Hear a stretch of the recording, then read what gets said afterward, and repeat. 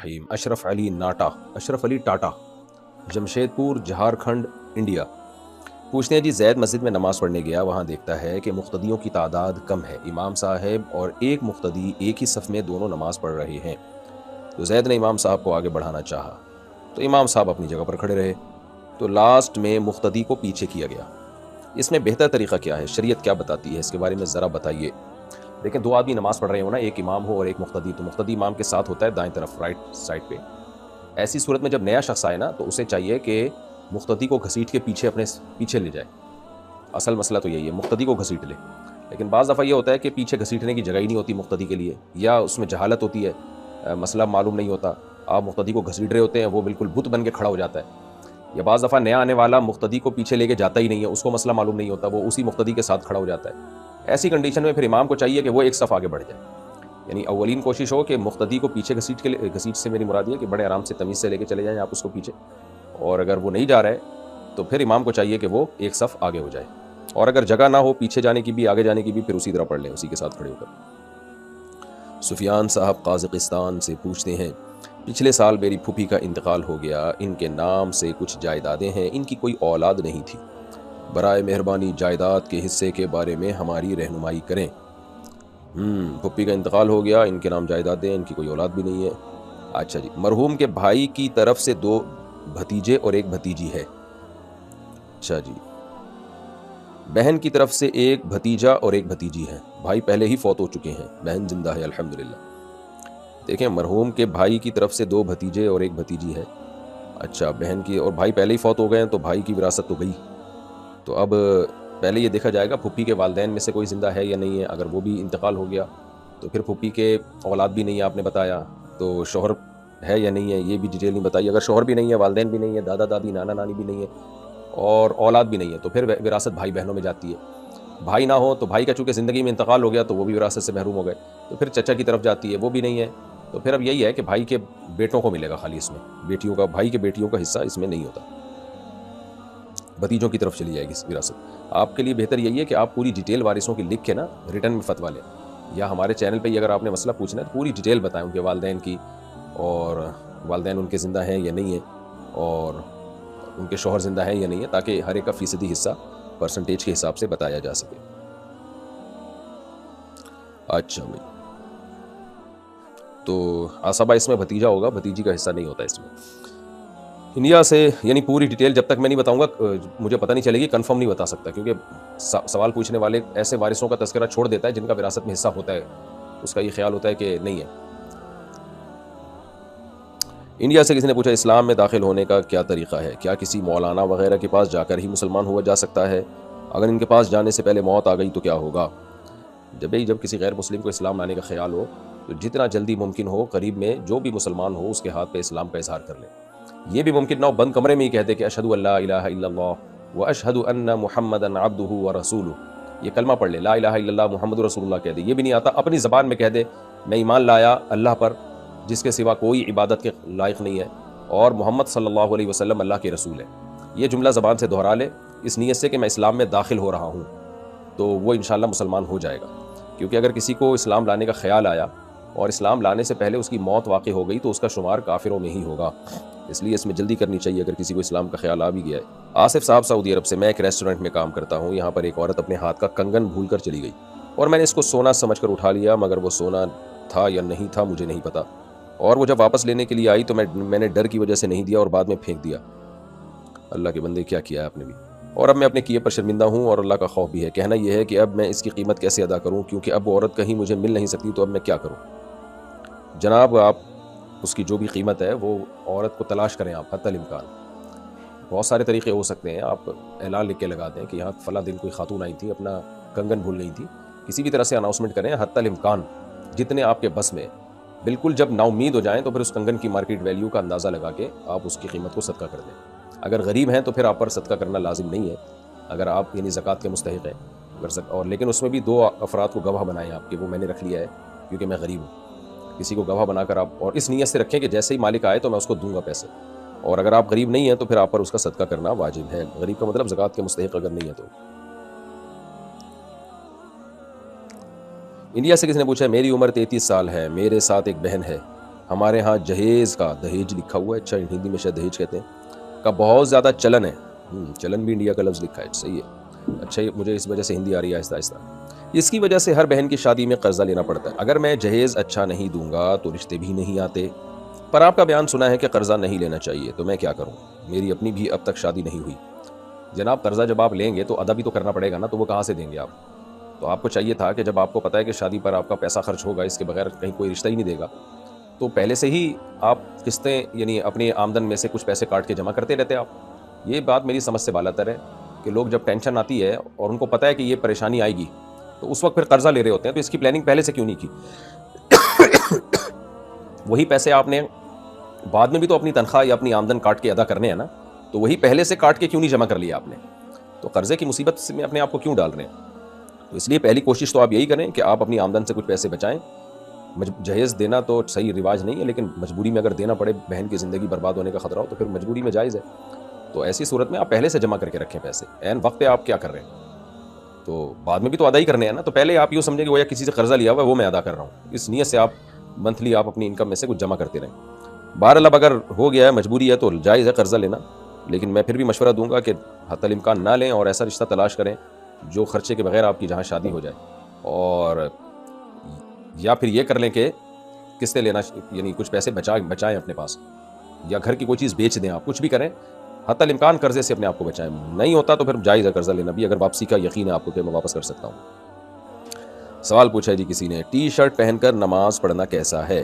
اگر مکروہ ہے تو اس پر سوال ہے کہ بہت سے صحابہ ایک چادر میں نماز پڑھا کرتے تھے، جبکہ اس کو کوئی مکروہ نہیں کہتا. باحوالہ جواب مطلوب ہے. اچھا بھائی دیکھیں، نبی صلی اللہ علیہ وسلم کے دور میں، یہ جابر بن عبداللہ رضی اللہ تعالیٰ عنہ کی صحیح حدیث ہے کہ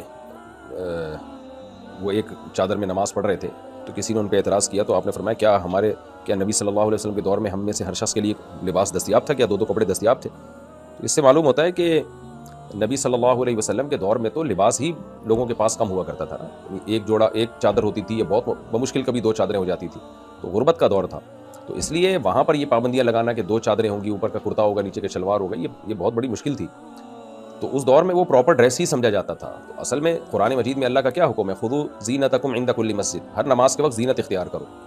تو زینت کا تعلق عرف سے ہے، اس کا تعلق قرآن و سنت سے نہیں ہے. زینت قرآن نے تو یہ کہا کہ زینت اختیار کرو. اب زینت کسے کہتے ہیں؟ اس کا تعلق عرف سے ہے. تو پہلے زمانے میں ایک چادر ہوتی، ایک بعض دفعہ تو صرف ایک تہبند ہوتا، وہی پہن کے لوگ نبی صلی اللہ علیہ وسلم کی محفل میں بھی چلے جایا کرتے تھے، وہی پہن کے لوگ اپنے کام بھی کر رہے ہوتے تھے. لیکن آج اگر آپ صرف شلوار پہنے، اوپر قمیض نہ پہنے، اور آپ سوسائٹی میں گھومنا شروع کر دیں تو لوگ آپ پہ ہنسیں گے. تو وہ لباس جو پہن کے آپ عام مجمع میں نہیں جا سکتے، وہ لباس پہن کے اللہ کے سامنے کھڑے ہونا بھی بے ادبی ہے. اب اس میں قرآن و حدیث کا حوالہ طلب کرنا کہ نہیں جی یہ حدیث دکھاؤ کہ پراپر کرتے میں ہی نماز پڑھنی ہے، تو یہ مطالبہ ہی غلط ہے. ہم یہ تو دکھا سکتے ہیں کہ صحابہ نے اس دور میں اس لباس میں نماز پڑھی ہے جو اس دور میں رائج تھا. تو ہمیں پتہ چلتا ہے کہ نماز اسی لباس میں پڑھنی چاہیے جو سوٹیبل لباس ہو، جو پراپر ڈریس ہو، جسے پہن کے آپ کسی مجلس میں جاتے ہوئے شرماتے نہیں. اب آپ دیکھ لیں اگر ہماری مسجد میں یا عام مسجدوں میں امام صاحب بغیر قمیض کے آ جائیں، صرف شلوار پہن کے آئیں، ناف سے گھٹنے تک جو ہے، بلکہ چڈا پہن کے آ جائیں ناف سے گھٹنے تک، اور دلیل یہ دے کہ یہ دکھاؤ حدیث میں کہا ہے کہ پراپر شلوار پہننا ضروری ہے، پراپر کرتا پہننا ضروری ہے، تو ظاہر کوئی نہیں دکھا سکتا. ہم تو یہ دکھائیں گے بھائی سطر ڈھانپنا ضروری ہے، سطر امام صاحب نے ڈھانپا ہوا. تو ایسے چڈے میں آ جائیں آپ، لمبا سا چڈا ہو، گھٹنے دھکے ہوئے اس میں، اور امام صاحب مصلی پہ آ کے کھڑا ہو جائے، پبلک مار کے نکال دے گی، بولے کہ پاگل ہو گئے بھائی. وہ دلیل دے کہ صحابہ کے دور میں تو ازار پہن کے نماز پڑھتے تھے، اور اس پہ کوئی دلیل دو کہ جی کرتا بھی ضروری ہے اور شلوار بھی ضروری ہے. تو یہ کہا جائے گا بھائی صحابہ کے دور میں جو لباس رائج تھا وہ اس لباس میں نماز پڑھتے تھے، ہمارے دور میں یہ لباس رائج ہے. تو ہم اگر اس کے خلاف چلیں گے تو سوسائٹی میں ایک عجیب نظروں سے دیکھے جائیں گے، اور یہ توہین ہے سامنے والے کی. آپ اپنے ابا کے پاس اس ڈریس میں جا کے بیٹھ جائیں تو برا سمجھا جائے گا. بڑوں کی محفل میں، خاندان میں آپ اس طرح سے چڈا پہن کے بیٹھ جائیں تو سارے آپ کو برا بلا کہیں گے. تو اس کا تعلق عرف سے ہوتا ہے. تو ہمارے عرف میں پراپر ڈریس یہی ہے کہ آپ باقاعدہ کرتا شلوار پہنیں یا پورا جسم ڈھانپیں آپ. باقی ٹی شرٹ کا جہاں تک مسئلہ ہے، تو صحابہ کے دور میں ٹی شرٹ نہیں تھی، تو لہٰذا اس پہ حدیث طلب کرنا کہ ٹی شرٹ میں نماز ہوتی ہے کہ نہیں ہوتی، آپ حدیث دکھائیں، یہ بھی پاسبل نہیں ہے، کیونکہ اس دور میں ٹی شرٹ تھی نہیں. اس دور میں جو لباس تھا وہ پہن کے انہوں نے نماز پڑھی. جبہ بھی پہنا کرتے تھے بعض لوگ، بعض کرتا بھی پہنا کرتے تھے. تو ٹی شرٹ نہیں تھی. آج ٹی شرٹ ہے تو ٹی شرٹ میں بھی نماز ہو جائے گی. تو اگر اس میں کوئی یہ کہے کہ یہ ناجائز ہے تو ناجائز ہونے کی دلیل ہمیں چاہیے، جائز ہونے کی دلیل نہیں چاہیے. ہاں کوئی ناجائز، جیسے ناجائز کیا ہے، شلوار یا ازار یا کوئی بھی ٹخنوں سے نیچے ہو مرد کے لیے، اس کے ناجائز ہونے کی دلیل ہے صحیح بخاری صحیح مسلم کی حدیث. نبی صلی اللہ علیہ وسلم نے فرمایا ان اللہ لا يقبل صلاۃ رجل مسبل ازارہ، اللہ اس کی نماز قبول نہیں کرتے جو اپنے ازار کو لٹکاتا ہے، یعنی لٹکانے سے مراد دوسری حدیث سے پتہ چلتا ہے ٹخنوں سے لٹکاتا ہے. تو ایسا لباس پہننا جسے پہن کے آپ کسی عام محفل میں نہیں جا سکتے، وہ لباس پہن کے نماز پڑھنا جائز نہیں ہے. اسی طرح ایسا لباس جو مرد کا لباس ٹخنوں سے نیچے ہو، وہ لباس پہن کے نماز پڑھنا بھی جائز نہیں ہے. اچھا بھائی، دیکھیں نبی صلی اللہ علیہ وسلم نے آستینیں موڑنے سے منع کیا ہے. موڑنے سے بھی منع اسی وجہ سے کیا، علماء کہتے ہیں کہ وہ جو لباس تھا عرف کے خلاف ہو جاتا ہے. جیسے آپ ایسے کر کے نا آستینیں یوں کر کے نماز پڑھ رہے ہیں، وجہ اس کی ہے کہ آپ اس طرح سے کر کے آپ کسی محفل میں جاتے نہیں ہیں. یہ لباس عرف کے خلاف سمجھا جاتا ہے. تھوڑی بہت آستینیں فولڈ ہوتی ہیں، اس کو برا نہیں سمجھا جاتا، لیکن آپ نے پوری یوں کر کے آستینیں یہاں تک چڑھائی ہوئی ہوں تو آپ کسی محفل میں جاتے ہوئے شرماؤ گے. لوگ کہتے ہیں کیا کیا بھائی، ان کو نیچے کرو آستینوں کو. تو ٹی شرٹ میں تو آستینیں یعنی ہوتی ایسی ہیں کہ کٹی ہوئی ہوتی ہیں، وہ تو اس کے لباس کا حصہ ہے. جبکہ ہم جب آستینیں فولڈ کرتے ہیں تو وہ لباس کا حصہ نہیں ہے، بلکہ لباس کی ہیئت کو آپ نے تبدیل کر دیا ہے. تو اس لیے ٹی شرٹ میں کوئی حرج نہیں ہے، البتہ آستینوں کو موڑنا اوپر تک یہ ٹھیک نہیں ہے، کیونکہ عرف میں اس کو معیوب سمجھا جاتا ہے. صدیقی زید شعیب ممبئی سے کہتے ہیں بورڈ کے امتحان کی وجہ سے جمعہ چھوٹ جائے تو کیا کریں؟ اللہ کے بندو، جمعہ چھوڑنا کوئی ہلکی چیز ہے؟ آپ ایگزام کی بیس پہ جمعہ چھوڑ رہے ہیں. تو کچھ جن لڑکوں کا ایگزام ہوتا ہے ان کو چاہیے کہ وہ سب مل جل کے کوئی جمعہ پڑھنے کا اہتمام کریں. بہرحال جمعہ چھوٹ جائے تو ظہر کی نماز پڑھی جائے گی. دوحہ سے کسی نے پوچھا اس سال عمرے کا ارادہ ہے، جب میں مکہ میں ہوں گا کیا مجھے قصر نماز پڑھنی ہوگی یا مکمل؟ اگر مقامی امام کے پیچھے نماز پڑھوں گا تو قصر کیسے پڑھی جائے گی؟ بھائی مقامی امام کے پیچھے تو آپ پوری نماز پڑھیں گے. باقی آپ مکہ میں اگر 15 دن ٹھہرنے کی نیت سے جا رہے ہیں تو پوری پڑھیں گے، 15 دن سے کم کی نیت سے جا رہے ہیں تو پھر آپ قصر نماز پڑھیں گے. 2 رکعتیں مغرب اور وتر پورے ہوں گے، اور فجر کی 2 سنتیں بھی پڑھنی چاہیے. اور باقی امام کے پیچھے جب پڑھیں گے تو بھی جو امام پڑھے گا اتنی ہی پڑھنی پڑے گی آپ کو. زبیر خان انڈیا سے، کیا عورت عید کی نماز ادا کر سکتی ہے؟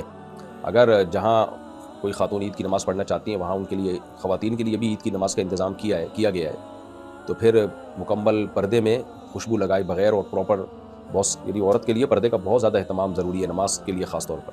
تو مکمل پردے کی حالت میں اور خوشبو لگائے بغیر جانا ان کے لیے جائز ہے.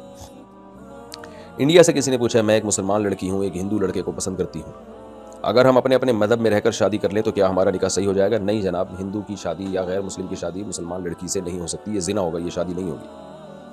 انڈیا حیدرآباد سے کسی نے پوچھا ہے میں جس سے شادی کرنا چاہتا تھا اس کی شادی کہیں اور ہو گئی ہے، میں اب کسی اور سے شادی نہیں کرنا چاہتا، مگر میرے گھر والے میری شادی کر رہے ہیں، میں اب کیا کروں؟ بھائی آپ جلدی شادی کر لیں تاکہ آپ کے دل سے وہ نکل جائے، کیونکہ اس کی شادی کہیں اور ہو گئی، اس کے بچے آپ کو ماموں کہنے والے ہیں تھوڑے دنوں میں، تو بہت بڑی ٹینشن کھڑی ہو جائے گی. تو اس کا حل یہی ہے کہ آپ کے بچے اس کے شوہر کو پھر ماموں کہیں. تو اس لیے آپ شادی کر لیں، آپ کا دماغ وہاں سے انشاءاللہ ہٹ جائے گا. ایسا ہوتا رہتا ہے سوسائٹی میں، بہت دفعہ بہت پبلک کے ساتھ ایسا ہوتا ہے، چاہتا کوئی اور ہے شادی کہیں اور ہوتی ہے. دنیا اسی کا نام ہے، ٹینشن لینے کا نہیں ہے. شانزہ پاکستان، میں نے سنا ہے کہ میوزک کے بغیر ایسا گانا سننا شرعاً جائز ہے جس میں کوئی شرکیہ بات نہ ہو. میں نے یہ بھی سنا ہے کہ اگر ایسا گانا گایا یا سنا جائے جس میں نامحرم سے محبت کا اظہار ہو تو وہ ناجائز ہے. لیکن میرا سوال یہ ہے کہ پھر تو ایف ایس سی اور میٹرک میں اردو کی کتاب میں غزلیں پڑھنا بھی ناجائز ہوگا، اس میں کتنی حقیقت ہے؟ برائے مہربانی بتا دیں. غزلوں میں اور گانوں میں فرق ہے، گانا صحیح نہیں ہے، نہ سننا ٹھیک ہے نہ گانا صحیح ہے، چاہے میوزک کے بغیر ہی کیوں نہ. البتہ اتنی گنجائش ہے میاں بیوی ایک دوسرے کو بغیر میوزک کے گانا سنا سکتے ہیں. باقی یہ کہ غزلوں پر آپ اس کو قیاس نہیں کر سکتے. غزلیں تو غزل ہوتی ہے، گانے کا ایک الگ سے ترنم ٹائپ کی چیز ہوتی ہے، وہ ترنم میں غزل پڑھنا بھی جائز ہے. اور غزلیں تو ایک عربی ادب سیکھنے کے لیے ہوتی ہیں. اردو ادب، اگر اردو غزل ہے تو اردو ادب سیکھنے کے لیے، عربی غزل ہے تو عربی ادب سیکھنے کے لیے. تو وہ تو زبان میں مہارت پیدا کرنے کے لیے ایک اچھا اس کا ایک مقصد ہوتا ہے غزل کا. اور پھر غزل میں جو عشق معاشقے کی باتیں ہوتی ہیں وہ آپ کہیں اور بھی لے جا سکتے ہیں، اس میں ضروری نہیں ہے کہ اس سے عورت ہی مراد ہو. لیکن بہرحال گانے میں فسادات زیادہ ہیں، اور گانا سنتے سنتے پھر لوگ آگے جو ہے وہ ڈرامہ فلموں کی طرف بھی جاتے ہیں، موسیقی کی طرف بھی جاتے ہیں. تو غزلوں پر اس کو قیاس نہیں کیا جائے گا. غزل تو ایک سادہ سی چیز ہوتی ہے، اس کو تھوڑا بہت ترنم سے لوگ پڑھ لیتے ہیں. گانے کا ترنم اور غزل کے ترنم میں بہت فرق ہے. گانے کا ترنم ایک بہت ہی الگ اس انداز کا ہوتا ہے، اور یہ سب چیزیں انسان کو اللہ کی یاد سے غافل کرتی ہیں. قرآن مجید میں سورہ لقمان میں ہے وَمِنَ النَّاسِ مَن يَشْتَرِي لَهْوَ الْحَدِيثِ لِيُضِلَّ عَن سَبِيلِ اللَّهِ بِغَيْرِ عِلْمٍ وَيَتَّخِذَهَا هُزُوًا. تو اللہ تعالیٰ کا ارشاد ہے کہ لوگوں میں بہت سے ایسے ہیں جو لوگوں کو قرآن سے غافل کرنے کے لیے لہو الحدیث خریدتے ہیں. تو یہاں لہو الحدیث سے مراد گانے بجانے ہیں. تو وہ گانے بجانوں میں پڑھتے ہیں اور پھر لوگ اللہ سے غافل ہوتے ہیں. تو یہ گانے بجانے کی میں ایک ماہیت اس کی ایسی ہے کہ آپ کو قرآن سے، ذکر سے اور دین سے یہ غافل کرنے والی چیز ہے، اس لیے اس سے اوائڈ کریں. نیپال سے کسی نے پوچھا ہے جی میری عمر 26 سال ہے، میں نے طوائف کے ساتھ منہ کالا کیا ہے، اب مجھے بہت ندامت ہے، مجھے خود سے گھن آتی ہے، خود سے نظر نہیں ملا پا رہا ہوں، اللہ سے معافی مانگنا چاہتا ہوں. میری شادی ہونے والی ہے، میری ہونے والی بیوی بہت نیک ہے، میں اس کے ساتھ دھوکہ نہیں کرنا چاہتا، دل کرتا ہے سب کچھ بتا دوں اپنے ماضی کے بارے میں. کیا میرے جیسے انسان کو اس نیک لڑکی سے شادی کرنی چاہیے یا سب کچھ اس کو بتا دینا چاہیے؟ میں ایسا کیا کروں کہ اللہ میری اس غلطی کو معاف کر دے، رہنمائی فرمائیں۔ بھائی آپ بس توبہ استغفار کریں، 2 رکعت پڑھ کے اللہ سے بہت زیادہ معافی مانگیں رو رو کے، اور کچھ رقم اللہ کے غضب کو ٹھنڈا کرنے کے لیے صدقہ بھی کر دیں، اور اس کے بعد بھول جائیں اس گناہ کو، اپنی بیوی سے قطعاً اس کا تذکرہ نہ کریں، اور پکی توبہ اگر آپ نے کر لیا تو آپ بھی پھر نیک ہی ہیں، آپ کی بیوی جیسے نیک ہے تو آپ بھی نیک ہیں، اس کو ہرگز نہ بتائیں، کیونکہ ایک گناہ کے بعد ایک اور گناہ ہو جائے گا اگر آپ نے اس کو بھی بتا دیا۔ تو سوسائٹی میں اپنے گناہ کا اظہار نہیں کرنا چاہیے، اللہ سے گڑگڑا کے معافی مانگے، اور آپ خوش قسمت ہیں، ورنہ جو لوگ منہ کالے کرتے ہیں وہ پھر سفید ان سے ہوتا نہیں ہے دوبارہ منہ، توبہ کرتے بھی ہیں تو توڑ دیتے ہیں وہ۔ اس زنا جو ہے نا، زنا کا سب سے بڑا عذاب یہ ہے کہ توبہ کی توفیق چھن جاتی ہے اکثر لوگوں سے، اور کر بھی لیں تو توڑتے ہیں، پھر وہ کرتے ہی رہتے ہیں، پھر توبہ کرنا بھی چھوڑ دیتے ہیں۔ یہ ایسا گندا غلیظ ایک جو ہے نا گھناؤنا جرم ہے کہ جو انسان اس کے دلدل میں پھنستا چلا جاتا ہے پھر۔ اس لیے بس اب آپ نے توبہ کر لی، بھول جائیں ہمیشہ کے لیے، اس کو دماغ سے نکال دیں، سوچے بھی نہیں اب اس کے بارے میں، اور اپنی گھر والی کو جو ہونے والی ہے اس کو بتائیں نہیں کہ میں یہ منہ کالے کر کے آیا ہوں، بس چھوڑ دیں، بھول جائیں، اللہ معاف کرنے والا ہے۔ جتنے گڑگڑا کے بس ایک دفعہ توبہ کر لیں، پھر دوبارہ بھول جائیں، اس کا تذکرہ زبان سے بھی نہ کریں کبھی، نہ دل میں سوچیں۔